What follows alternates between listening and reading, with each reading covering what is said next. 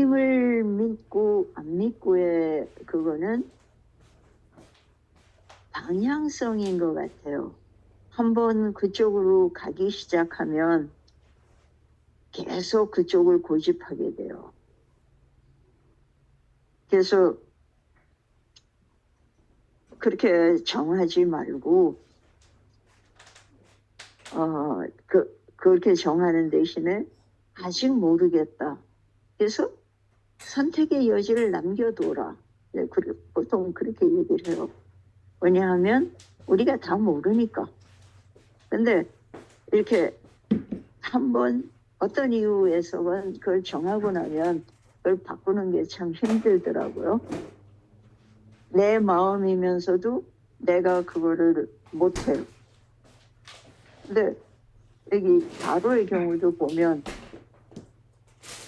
끝까지 그가 처음 시작한 말이 여호와가 누구라고 내가 그의 말을 들어야 되냐. 응. 애굽의 신들도 많은데 왜 내가 너희의 신의 말을 들어야 되느냐 라고 도전하잖아요. 근데 그 말, 그러니까는 그게 점점 더 그 피해가 커지면서 뭐라 그래요? 네. 그것뿐만 아니라 점점 더 심해지는 거에 대해서도 계속 노라고 대답하죠. 근데 그게 우리 인간의 마음인 것 같아요. 그 둘째 날에 보면은 이제 특별히 그걸 얘기하잖아요. 누가 바로의 마음을 강팍하게 했는가. 근데 여기서 그 얘기가 나오네요. 처음 5 재앙은 스스로 강팍하게 했다는 것은 중요한 사실이다. 그래놓고 근데요.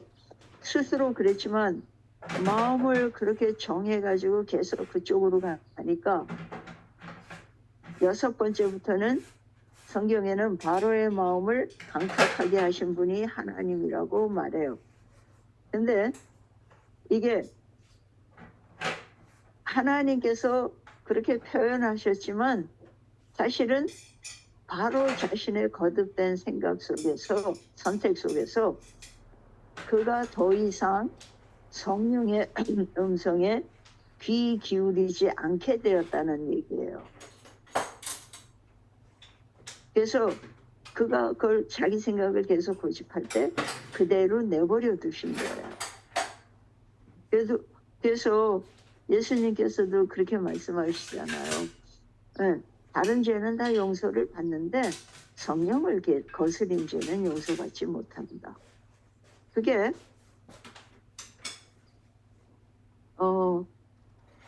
하나님께서 용서하고 싶지 않아서가 아니고요.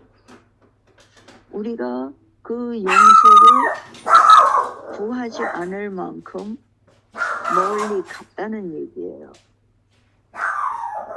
그러니까 성령의 음성이 언제나 우리 양심에 고소하지 않으세요.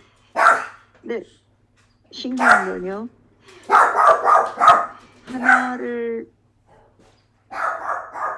내가 자꾸 하나를 거스르면 2번째 거스르기가 쉬워지고요. 점점 더 그 상황이나 결과에 상관없이 자신의 그 선택을 고집하게 돼요. 그래서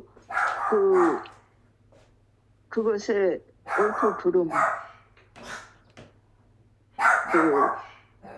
선과 악에 대한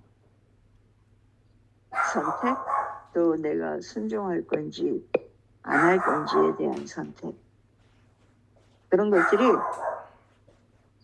점점 한쪽으로 기울어져요. 근데 그거의 결과가 뭐예요? 생명이거나 죽음이거나. 그게 우리의 선택의 궁극적인 결과가 돼요. 그래서 하나님께서 우리에게 주시고자 하는 것은 생명이잖아요. 근데 그 생명을 계속 거절하면 나중에는 성령의 음성이 들리지 않는 데까지 가기 때문에 성령을 거스리는 죄는 용서받지 못한다. 그러니까 용서를 구하지 않는 자리로 내가 간다. 그 말이 더 맞을 거예요. 근데 하나님께서 그것까지도 당신의 책임으로 하셔요.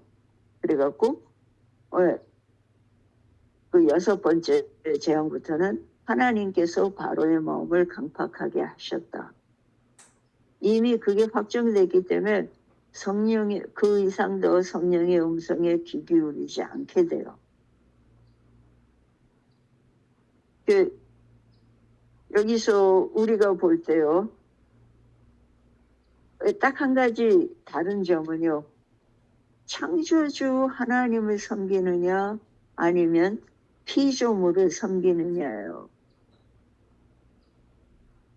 사단이 사람들 마음에서 그 창조주의 모습을 없애려고 그리고 그분을 향한 마음을 없애려고 부단히 노력해요. 그래서 우리 지금 보면은 강이 거기는 그 나일강이 범람해서 농지를 한번 휩쓸고 가면은 땅이 그만큼 비옥해져요. 그래서 농사를 지을 수 있었고요. 또 그 강물을 이렇게 퍼올려 가지고 밭에 물을 댔어요. 그래서 농사를 지었고, 그러니까 그거를 사람의 힘으로 하는 거였으니까 굉장히 그 중요하죠, 노동력이. 근데 노예가 없어지는 거. 노예가 얼마나 중요하면요. 로마에 그 살던 사람들의 80%라 그랬나? 하여튼 자기네 10배라 그랬나? 이 로마 시민의 숫자보다 노예들의 숫자가 월등 많았어요. 그래갖고 외부에서 적이 쳐들어왔을 때요. 내부에서 노예들이 호응한 거예요. 그래서 망해요. 근데 이 로마나 대개의 나라들이 전쟁을 해가지고 노예를 다른 나라에서 데리고 오는 대신에 한국 사람은 어디 쳐서 가서 뺏어올 데가 없잖아요. 밀려서 한반도까지 내려왔는데. 그러니까는 계급제도를 만들어요. 법이라는 게 모두 자기네 권력을 유지하고 보호하기 위해서 만들어지잖아요. 그래서 이 한국에는 자기 백성, 자기 동족을 노예로 만들어요. 그래가지고 어디서 읽은 게 노예의 인구의 80%가 노예였다. 그러니까는 그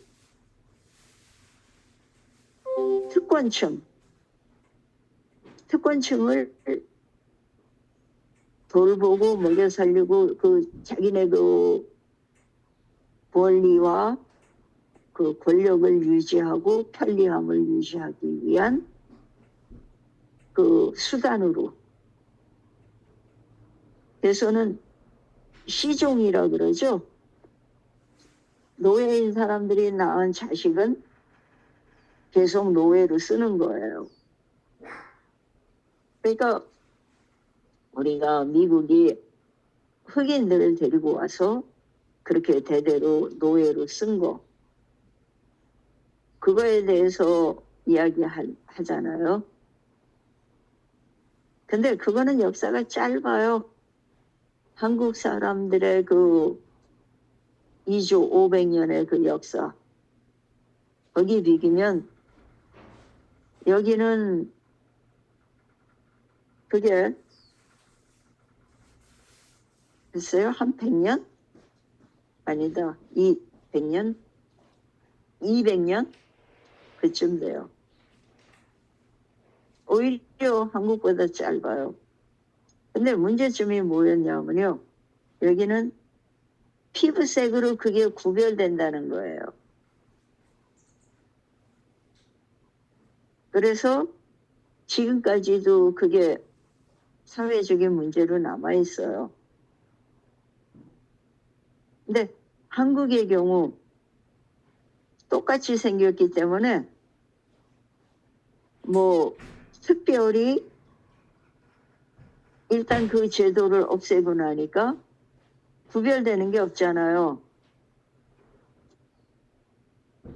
그 역사적으로 족보가 있는 집안. 근데 뭐 내가 시종이었다라고 족보를 들고 다닐 사람은 아무도 없잖아요. 근데 그렇게 이 한 사회를 유지하기 위해서는 권력을 유지할 수 있는 저게 필요한 거예요. 그 뭐라 그럴까요? 사람들의 노동, 착취. 그게 지금은 그러면 그때 그 노예제도에 지금은 없는가? 지금도 많이 있어요. 그게 무슨 말이 있냐면 human trafficking. 그러니까는 그 자기네들만의 루트를 통해서 사람을 팔고 사고 파는 그런 특히 성착취를 위해서 많이 그게 돼요.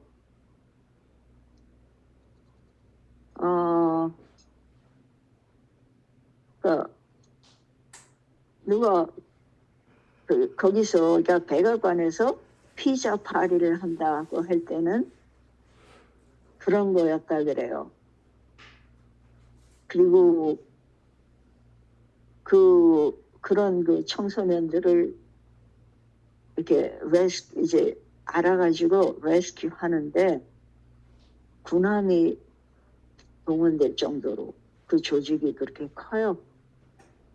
왜냐하면 돈이 되기 때문에. 사람들은 우리가 추구하는 게 뭐예요? 왜 열심히 공부하라고? 공부하는 길만이 출세의 길이었고 돈을 많이 벌 수 있는 길이었기 때문이에요. 궁극적으로 사실 부모가 네가 좋아하는 거 하고 싶은 거 하라. 그렇게는 몇 명이나 말해요. 좀 안정된 직업을 갖기 위해서는 뭐를 공부해서 뭐가 되라. 그렇게 얘기하죠. 우리도 그 흐름 속에 편승해 살아가고 있어요. 그리고 우리 중에도 잘 사는 사람, 그러니까 돈이 많은 사람, 또 어떤 사람은 명예, 추구하는 것들이 있잖아요.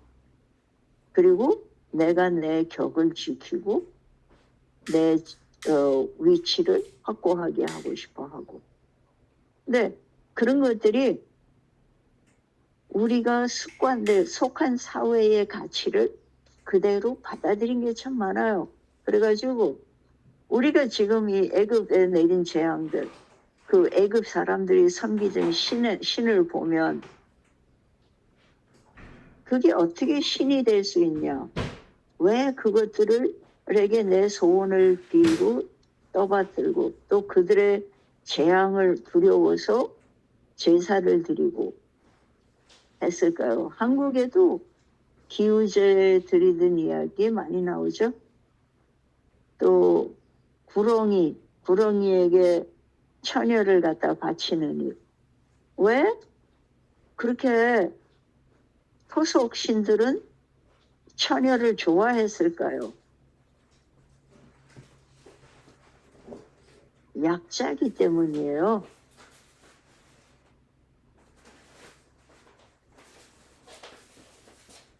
그러니까 그 사회적 약자를 이용해서 전체의 이익을 추구하려는 그런 게 있죠. 근데 그런 식의 세상, 그런 식의 사회 구조 속에서 하나님께서는 무기 하나 안 들고 당신의 능력으로 그들에게 이야기하고 있는 거예요. 너희 신들이 신이 아니다. 근데요, 우리에게 우리가 소중히 생각하는 명예나 학식이나 또 뭐 여자들한테는 미모, 자기 차림, 자기가 차지한 그 위치, 하여튼 무언가 내 마음에 소중하게 생각하는 어떤 것들이 사실 죽음 앞에서는 별 힘이 없잖아요. 또 우리를 하나님께로 데려가는 데는 우리 마음을 열고 우리가 순종하게 하고 진정한 그 영원한 가치에 대해서 눈을 뜨고 깨닫게 하는 데는 오히려 그런 것들이 내가 쥐고 있던 것들이 무너질 때, 빼앗겼을 때, 없어졌을 때 비로소 우리가 눈을 들어 하늘을 보죠. 그래서 우리에게 재앙이 많은 경우 그 힘든 시기를 거치면서 비로소 하나님의 음성을 듣고 성령의 인도를 받아요. 그래서 그런 경험들을 우리 다 갖고 있잖아요. 근데 여기 지금 자기 목숨까지도 챙겨치면서 이 백성들, 노예들을 빼앗기지 않으려는. 근데 그렇게 대항해서 싸우는 존재가 인간이 아니고 신이라는 거. 근데 그거를 끝내 부정하는 거예요. 우리도 내가 지금 잡고 있는 것, 원하는 것, 이 집, 그리고 앞으로의 소망이 눈에 보이는 우리가 만들어낸 거라면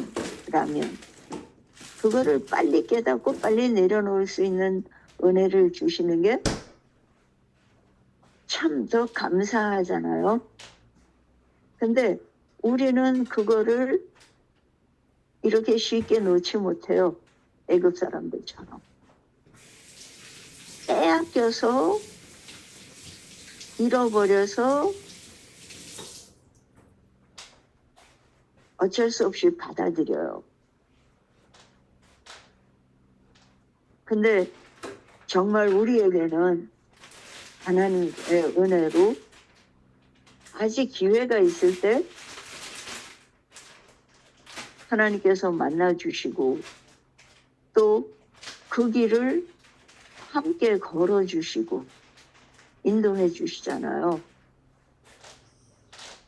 그런 은혜를 생각하면 바로 왕, 이 세상에 부러울 것이 없고 다 갖고 있는, 그러면서도 그것이 자기 목숨보다 귀해지면요 아무 의미 없어요. 네, 그러죠. 보통 처음에는 사람이 물건을 모으고 사들이고 쌓아놓지만 나중에는 그거를 유지하기 위해서 자기 목숨을 바치는, 우리 그렇게 생각 안 해요. 그게 좋으니까 거기에 시간을 쓴다고 생각해요. 어제는 한 친구 집에 들렸다가 그 친구가 이제 처음에는 무슨 술병인 줄 알았어요. 참 예쁜 병들을 가지런히 놔 있더라고요. 그래서는 참 예쁘다고. 그리고 이제 그 병에 그림을 그려 있더라고요. 근데 그 친구 얘기가요. 그냥 그게 예뻐서 이게 빈 거예요. 빈 건데 병에 그렇게 이제 색깔도 칠하고 그림도 그려 있고 그게 좋아서 샀다 그래요. 그러면서 제게 이제 작은 꽃병 2개를 줬어요.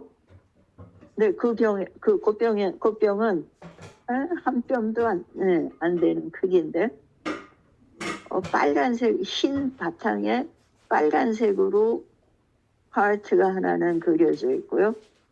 또 하나는 백조 2마리가 이렇게 고개 숙이고 있는. 근데요, 그것들을 모으다 보면 나는 그래서 이제 어디다가 갖다가 자리를 만들어서 이렇게 진열해 놨어요. 그러면서 그거 사실 의미 없으면서도 내가 거기다 의미를 붙이는 거예요. 그러면서 이것들이 뭐 사소한 거라고 생각하고 그냥 즐기는 거라고 생각할 때는 그렇게 크게 나를 좌우하지 않죠. 근데 그게요, 비싼 보석이 되고 또 좋은 집이 되고 또 남들이 부러워하는 차가 될 때 우리는 그것들의 노예가 돼요. 근데 그것에서 그걸 깨고 나오는 데는 그것의 허상을 보여주실 때뿐이에요. 그때까지는 우리가 그거 붙들고 애끼고 쓰다듬고 먼지 털고 열심히 보호해요. 근데 이 애굽 사람들의 그 하나하나 자기 신들이 발밑에 밟히고 악취를 풍기고 그다음에 자기들에게 와서 괴롭히고 자기들의 가축을 죽이고 그 신들의 반란처럼 보이잖아요. 근데 그 신들이 신이 아니었다는 걸 깨닫는 것. 그게 얼마나 힘든 건지요. 그걸 부정하고 싶었던 거예요. 바로는. 우리가 빼앗기고 싶지 않은 내가 좋아하는 것, 또 아끼는 것, 우러러 보는 것, 그런 것들이 하나님의 은혜로 우리 속에서 이렇게 하나하나 무너지고 그게 싫은 물건이 되고 짐이 되는 어쩌면 그런 은혜를 우리도 함께 누렸으면 하고 바래요. 감사합니다. 예, 그랬습니다. 그 우상이 허상인 것을 빨리 보고 깨닫게 되면 좋겠네요. 다 내려놓은 것 같았는데도 여전히 우선순위가 되는 것들이 있네요. 예. 예. 이번 주 공부하면서 우상들을 다 내려놓으면 완전한 자유함이 있을 것 같다 싶으네요. 네, 하나님 은혜로 진짜로 그거 우리가 못해요. 바로가 자기 나라가 다 망하고 아무것도 남은 게 없다. 그리고 그렇게 아끼는 장자도 잃어버렸다. 그런데도 그 노예들을 다시 잡아오기 위해서 뒤쫓아가잖아요. 그렇죠. 그러니까 우리도 그렇게 우리가 무너지고 진짜 땅바닥에 엎어졌는데도 다시 일어나서 그거 붙들려고 하는 그런 우리 자신의 모습을 볼 수 있으면 정말 큰 은혜가 될 것 같아요. 예. 근데 우리 자신에게는 자꾸 이렇게 너그러워서요. 마음이 그럴 수밖에 없어. 이거는 꼭 해야 돼. 핑계 변명. 예, 진짜 그래요. 우리는 두 개의 잣대를 갖고 산다 그래요. 나를 재는 잣대는 그렇게 너그럽고요. 눈금이 커요. 그리고 남을 재는 잣대는 눈금이 촘촘하고요. 그러네요. 그래서 예, 남의 잘못은 커 보이고 내 잘못은 작아 보이는. 왜냐면 예, 눈금이 크니까 작아지고. 그러니까 다 빠져나가죠. 근데 말씀 중에 죄송합니다. 이 돌은 큰 바위만 돌이 아니라는 거죠. 아주 고운 바닷가의 모래도 돌이라는 거예요. 그러니까 큰 것만 들킨 것만 죄가 아니고 다 빠져나간 이 너그러운 잣대를 사이를 빠져나간 것들이 많죠. 그렇지만 그것도 죄라는 거죠. 돌멩이고. 아멘. 아멘. 네. 동희진님 준비 되셨어요? 예, 오늘은 진짜 바쁜 날이네요. 우리 한국에서 저기 뭐야 우리 사촌 가족들이 또 11시에 온대요. 그래서 또 그 이제 며칠 아마 마리아 집에서 좀 머물게 하려고 그래서 왔다 갔다 하고 뭐 개가 새벽부터 날들이신데 이 개는요 얼마나 하이퍼한지 가끔가다 아마 약을 먹이나 봐요. 좀 캄다운 시키느라고. 그래서 아침에 오늘은 좀 많이 이렇게 걸었어요. 좀 많이 걸면 좀 덜 피곤해서 덜해지라고 계속 짚고 저기 하는데. 누구네 멍멍이들이에요? 마리아 안에 멍멍이. 저희 아영에 갔으니까. 예. 어제는 또 어머님이 계속 안 일어나시길래 모시고 이제 음식 좀 해가지고 어머님 친구 집에 갔더니 또 많이 또 좀 좋아지셨는데 그게 피곤하시니까 오늘 또 못 일어나시네.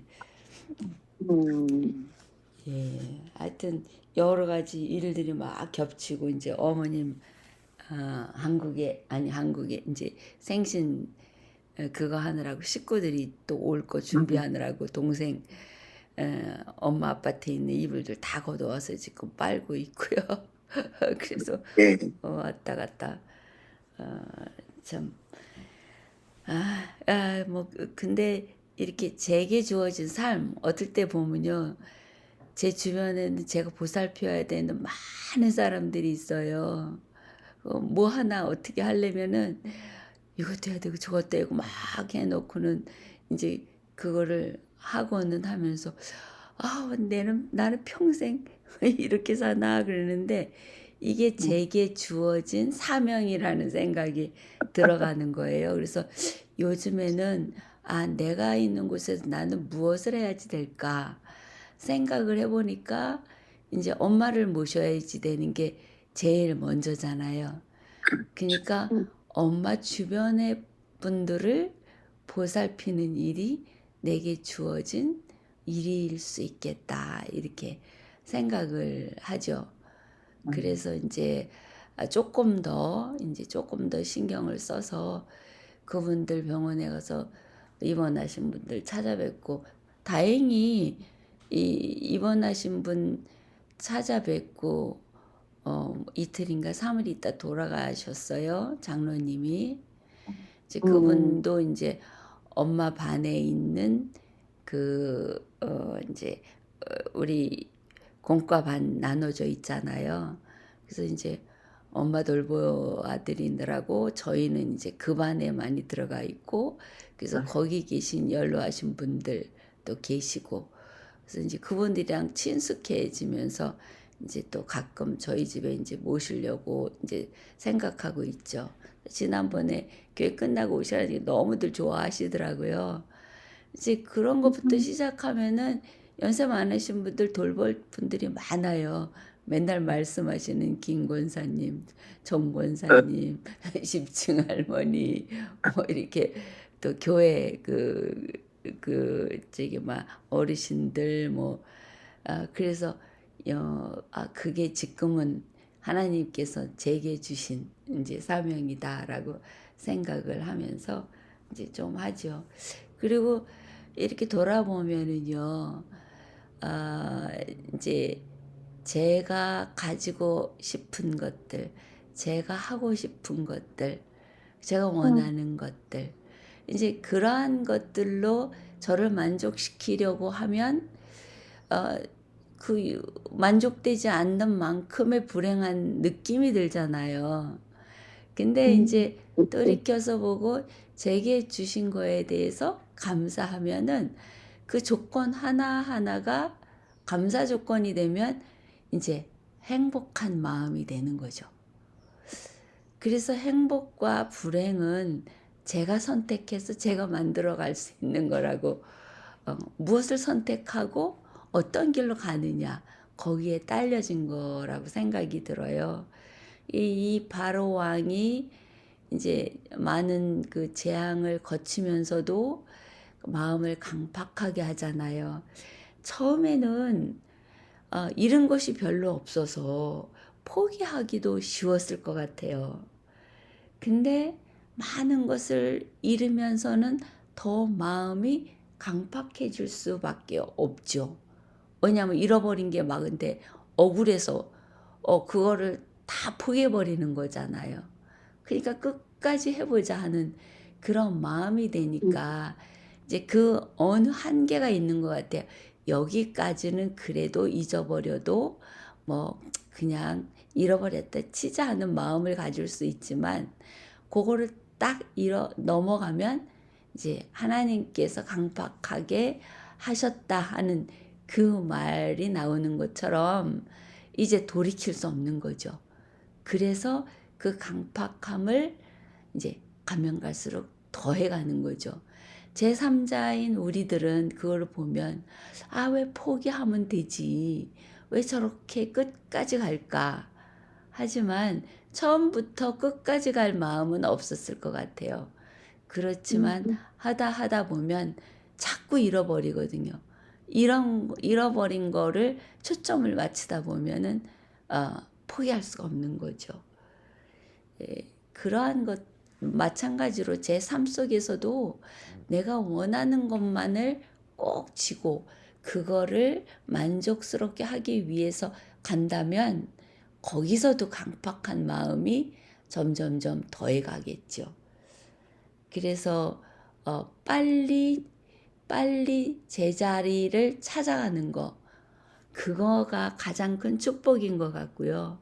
그때 고백이 하나님께서 제게 있으라 하는 그곳에서 행복을 찾는 거, 그게 가장 현명한 일인 것 같아요.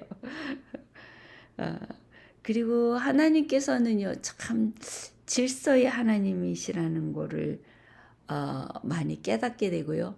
하나님은 하나하나 정리정돈을 시켜주신다는 거를 생각을 하고 그 정리정돈 시켜주시는 그 모든 것들이 다 축복이라는 거를 생각을 해요. 내가 감당할 수 있는 거, 내가 감당하지 못하는 거. 감당하지 못할 거를 잔뜩 움켜쥐고 있다면 얼마나 힘겹겠어요. 제가 지금 감당하지 못할 걸 움켜쥐고 있는 것 중에 하나가 이 컴퓨터에 많은 것들을 저장하고 있거든요. 언젠가는 사용하겠지. 언젠가는 다시 돌아보겠지. 언젠가는 이거를 사용해갖고 뭘 할 거야.